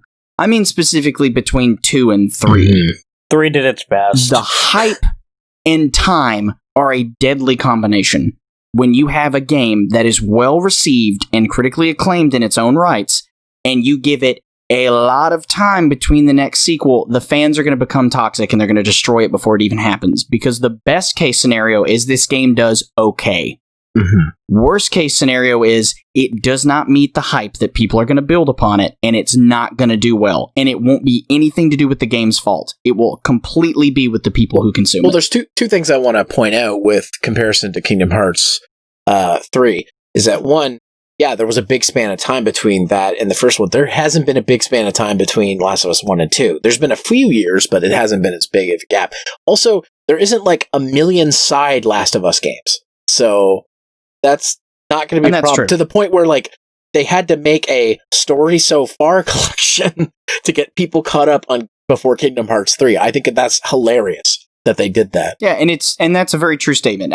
I'm afraid that the hype behind the game itself, and it's kind of like what Cyberpunk 2077 is going to do. Mm-hmm. I'm afraid that the hype is not going to meet the expectations of what the gameplay turns out to be, and it's going to make it bad. Yeah, we'll have to see. Like, because here's the thing, like the feeling that you're getting is the exact feeling I had for Death Stranding, and that game ended up being 50-50. So a lot of people like it. Yeah, the FedEx simulator looked beautiful. Yeah, a lot of people liked it. A lot of people hate it. To me, it looks boring.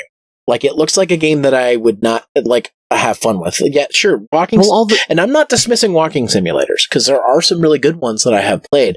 But it just looks like a game that I'm just like, I could have dealt with Silent Hills instead. So the thing about Kojima to me, and it is great as he is also the most eccentric director I have ever witnessed in a game ever. Mm. And I don't mean that from like a way that like they did with the original Silent Hills where they threw in the dog ending or something. Mm. I'm talking about Kojima makes innovations in games that are both mind-shatteringly awesome and at the same time so off the wall and like jarring that it distracts you from the actual game. Mm. More people I know that have played Death Stranding have been upset with the balancing system that it just disconnects them from the gameplay. If there's any story they're trying to hold on to, they're too pissed off that their guy can't walk up a hill more than 3 feet before he falls over. I don't... Mechanics for the sake of mechanics feel noisy, and I don't like that. And Kojima had such a cool world-building experience with Death Stranding, and it just kept piling crap in on top of it, and I don't get it. I don't know why he did that. and here's the thing that when it comes to Kojima is, I've never been a guy who thinks of Kojima for games like Metal Gear Solid or, Zone of the Enders and stuff. I think of Kojima who did Police Nuts, Snatcher, and Metal Gear 2 Solid Snake. Those are the 3 games that I think define Kojima for me as a director, game creator, whatever. So I never got the MGS stuff. I never really, I'm sure I'd let, one of these days I will play these games through because people have told me they're great games. You should. But those were games that I'm just like that, and Zone of the Enders is pretty good too. But like those were games that I'm just like, people talked about these games being like very important and stuff, and I'm just like, when it comes to Metal Gear for me, I like Metal Gear on the NES. That's where my like. That's true, and that's still technically the same story. Just do it. Salt 3 Snake Eater is to me the pinnacle of where those games. Yeah, that's what I've heard. You guys aren't the first ones to say that. But yeah, like that's the thing. Like I've always been more interested in his more, I guess, off the wall indie feel, yeah. Like, because Police Knots to me is like just one that I'm like, and I haven't even finished Police Knots, but it's one of those games that's like, it takes the visual novel style and just does something so unique with it that it makes it its own really enjoyable story and experience. And I'm assuming that same experience is being put towards his other games, like the Metal Gear Solids and stuff like that. So it comes more through the Zone of the Enders. That kind of stuff. Zone of the Enders has a weird fucking story. So that one's a weird fucking story. Trust me. Yeah, especially Zone of the Enders. The Metal Gear 1, 2 is a little bit more, but like I barely finished. Crazy. So. Well, okay, so just keep in mind that when you're doing anything Metal Gear Solid, and I am a huge fan of that series now. Oh, I can tell your old name. Yeah, and that's a 3 reference. My thing with it is that Kojima was phenomenal at trying to get the source material right. He got a lot of people he talked to about the era of which the games were taking place. If he was introducing technology, they were bedded in some sort of realism. The thing that throws people off, and it's probably the reason that Splinter Cell has probably evenly had such a huge impact on the stealth game community, Splinter Cell takes real-world events. They are the Call of Duty shooter of stealth games. Whereas Metal Gear Solid is more of nanomachines, like your Nazi zombies feel to it. Like he always throws some sort of supernatural, weird elevator into something else kind of feel to the games. Because like Metal Gear Solid 3, you've got super realistic like survival simulator built into your espionage. Like you got to eat, you got to make sure that you're not standing in cold water for 3 hours or you'll get a cold. You know, you got to pay attention because it's realistic. But then you got an invisible guy. Or a guy who can control killer bees. Or a cyborg ninja. Or a guy who tells you if you played Castlevania and that you like it. Oh. Yeah, like there's... And even with Metal Gear Solid 5, which in its own isn't an awful game until you get to like the... didn't finish. After Kojima left stuff. Yeah, it's a big, weird, unfinished pile. But the gameplay is fun, I'll give it that. The rest of the game's assets are in there. People have found it and dug, and the last half of the game would have been amazing had Konami let him make it. We can't argue with it now because they're fun. They just sometimes, and this is the thing that I hear the most with people's problems with this, is that they just push the limit on what suspended belief will allow for them. When you have a game that's supposed to be this military-based world-building experience, you know, because like a giant robot with a nuclear war on, you know, wow, that's cool. Man, that can get behind that. With legs. Yeah, except then, you know, and you'll know exactly what I'm talking about with 5. We're bringing Colonel Volgin back, and now he's on fire and can fly and can disappear. Don't worry, it's Nazi science magic. It's all good. Again, it's just, you know, you throw stuff like that at people, and for fans, it's great because it's a great nod. But you know, if you've never played the game before, why am I spending the first 20 minutes staring at Snake's ass?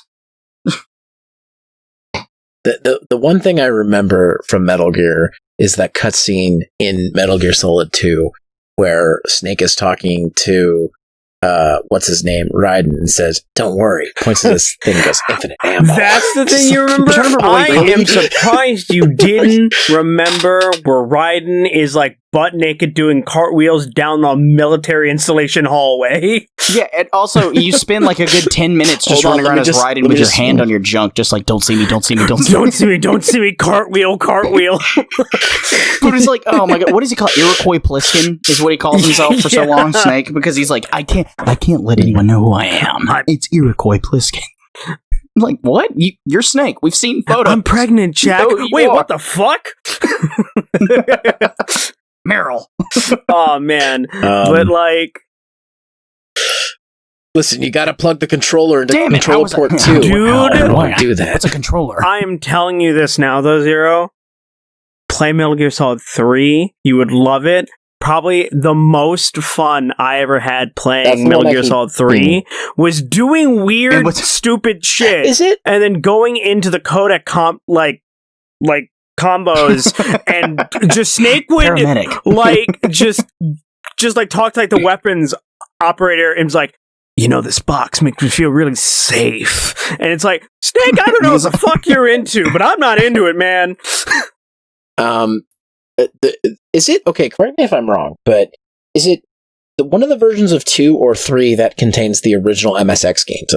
Okay, so there was the re-release of the Metal Gear Solid HD collection, which is a remake of 2, 3, and 4. That was released in one game, and you cannot get the code with it now unless you just find a sealed copy.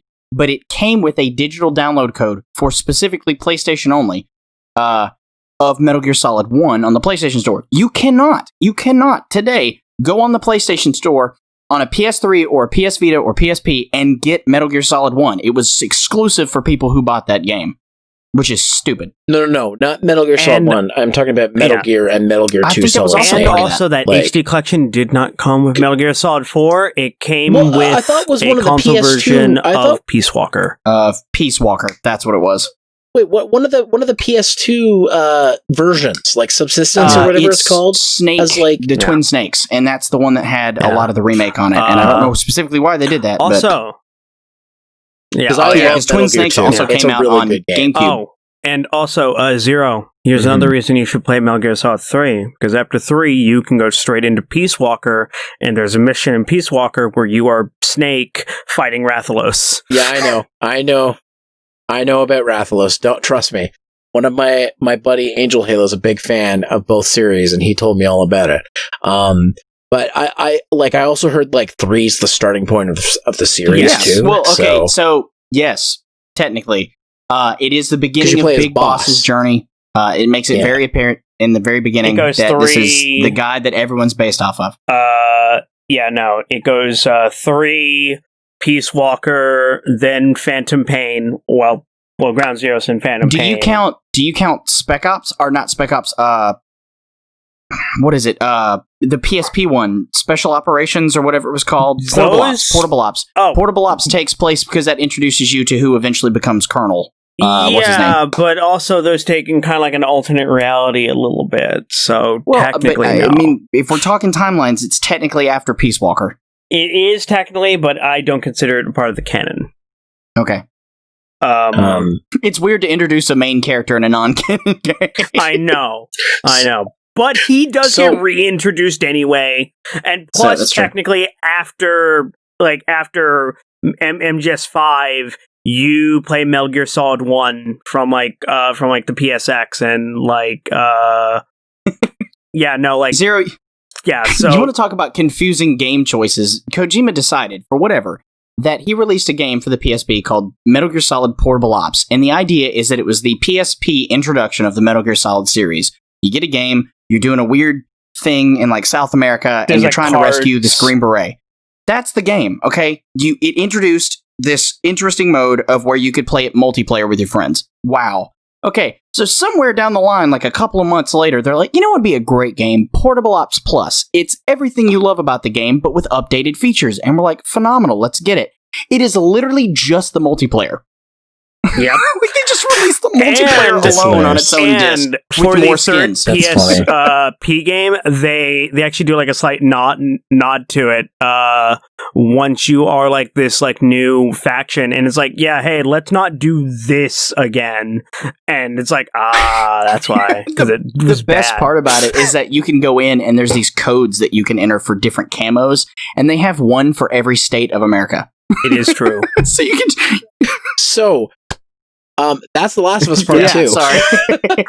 And it's very, very parallel to Metal Gear. You know, Joel, Snake, it's the same thing. But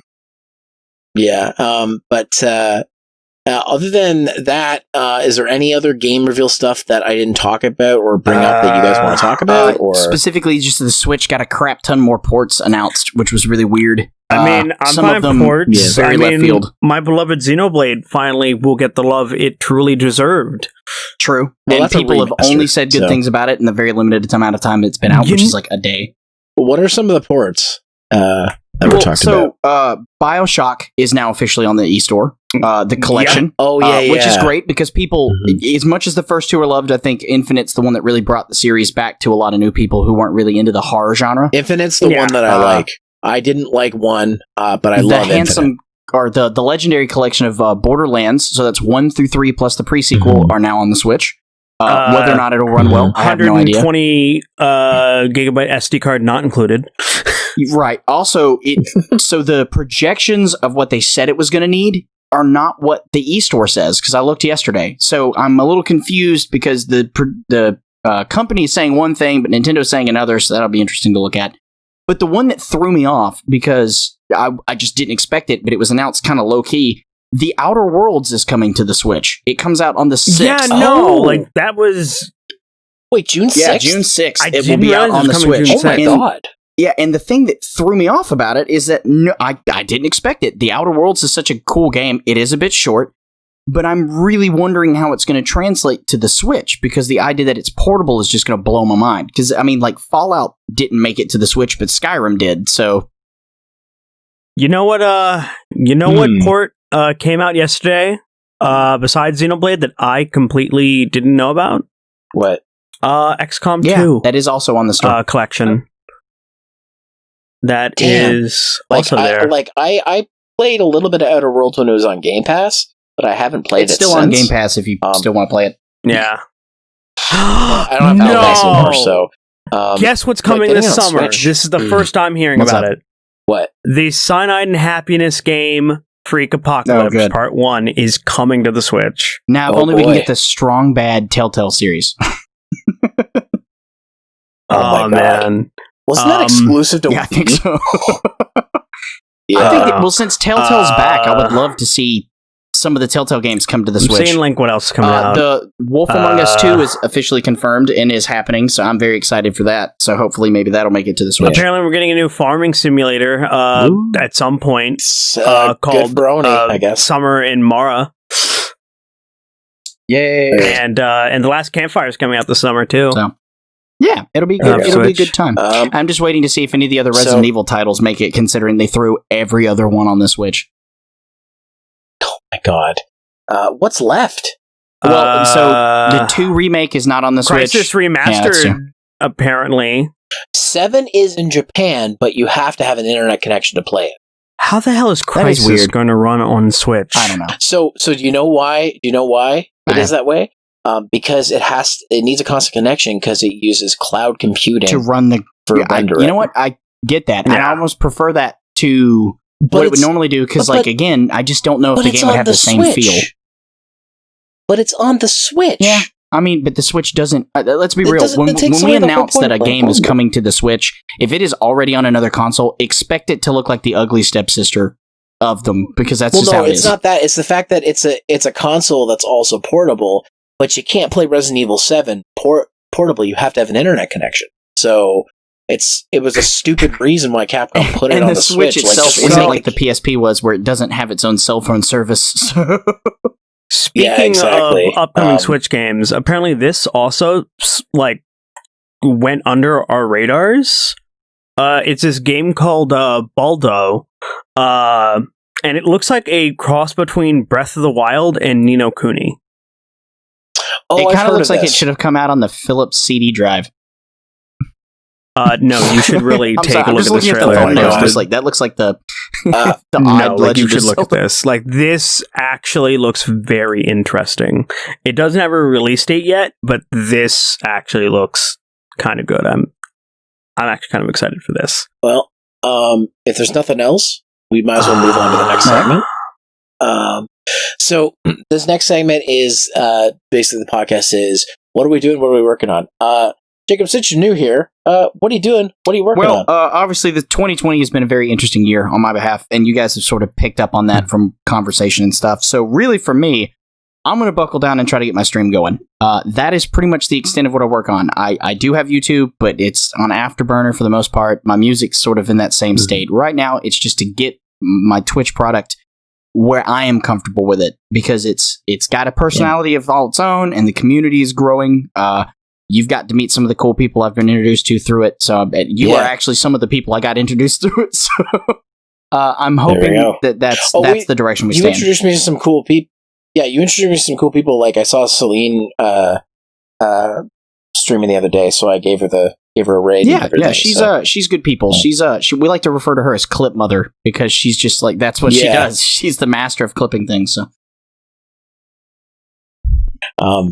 but yeah, so mostly your streams you're looking that's at. probably the biggest thing, is trying to grow the community. My Discord has been my baby. I've been holding on to that. I'm trying to get it to be even a 10th of the community that you have. So My community, the one thing I found is I have a lot of people in there, but only a select amount are actually active, and I feel like more people are being more active since I've added more stuff to do. Somebody came to me, a couple people came to me, and be like, "Hey, can we have a place to post cute stuff?" And I'm like, "Oh, why not? I like cute shit. We do cute shit all the time." So I'm like, "Fuck it, let's just do it." So so stuff like that. So I'm still learning, because Tony's been great because he mods a bunch of Discord servers. So he's set up things like the AFK chat and other things. I'm still figuring out how this shit works. So yeah, there's no instruction manual for any of this, whether it be Twitch or Discord. That you learn this by the seat of your pants and from the graciousness of others. So Oh no, definitely. I've done it by my process was running a Discord is I look at the Wild West of basically the server and go, okay, let's separate things into categories between okay, what's good, what do people want, and what's bad, Yeah. and then we go from there. I think the main thing that my Discord server needs is a little more organization. That's the main thing that I think needs to happen. I just organized Megami 33's Discord. Do you need help? No, yeah, I noticed that. I also know, did the rules change? Because I know rules there's a changed thing this that morning. You had to rule because I noticed some of the rules were kind of similar to ones in mine, like with the wording too. I'm like, did I inspire some stuff? Okay, yeah. That sounds super confident. It's funny. Yeah. I love Corinne. I gotta get her on one of these one time. Oh no, man, her art's great. Yeah. So other than Discords, Tony, what about you? What's from your camp? I know you started streaming again. Oh yeah, no, I have been sick for the past month or so. It's not my fault. It was super your fault. I was sick for about a week, and then I got better. And then you cursed me for the rest of the month. Tony, don't get sick. And then you got sick. Knock on wood. It wasn't my fault. Knock on wood. I'm knocking on wood for you. But no, okay. I finally got back to streaming, and thankfully it was just in time because I would have been crushed if I was still sick while this game came out. Xenoblade Chronicles Definitive Edition. I love Xenoblade. It's great. And it's probably the perfect game for me to get into long form streaming. Because I've always done one-off streams and stuff like that, but Xenoblade is probably one of the easier games I can do a continuous stream because it up to your eyes in side quests. So I'm able to enjoy the game by side questing and grinding, and then doing story stuff for stream and enjoying that there. I am also going to be eventually, hopefully, adding other things into a rotation so it's not Xenoblade all the time. Yeah. But for right now, Xenoblade's the focus. Probably when the Pokemon DLC drops, I'll throw that into a rotation and stream that. But that'll be when it's there. I've already bought my season pass. You need to get on that.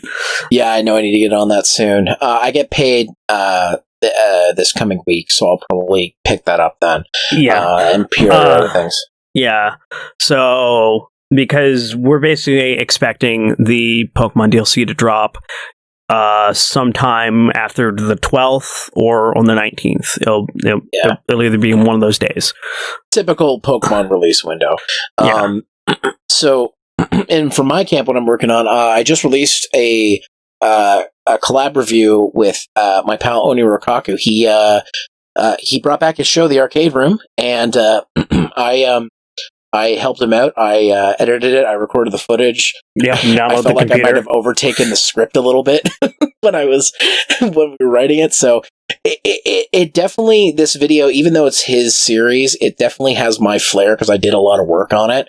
So it's up on his channel. Go check it out on Rokaku. We talked about the Mega Man arcade games, which I think a lot of people don't even know there were arcade games. I'll be honest, I'm one of them, so thank you. So definitely check that out if you want to find out more about them and where you can play them, because they're actually not too hard to find.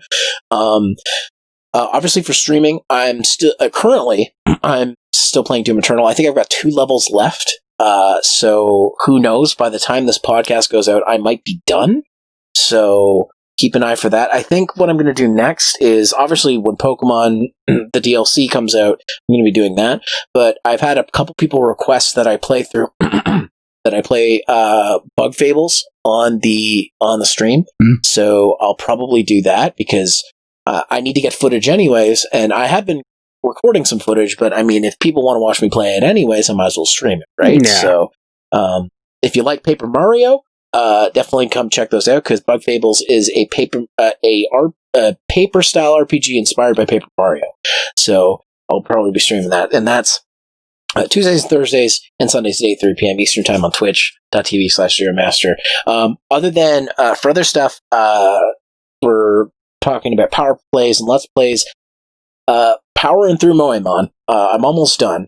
I've got 1 badge left, and then I've got the the Elite Four to do, and then I'm probably going to end off like I do most of my Gen 1 playthroughs with, probably with catching Mewtwo, or the other legendaries, so that's coming down the pipeline. And for Power Plays, I've been going through the backlog of stuff that I recorded before the quarantine started. Luckily, the problem I had was I had too much backlog and I wasn't recording nearly as much with my crew. Now I'm at the point where I'm getting caught up, and I think it's okay for me to announce this once I get more stuff freed up, probably within the next month or so.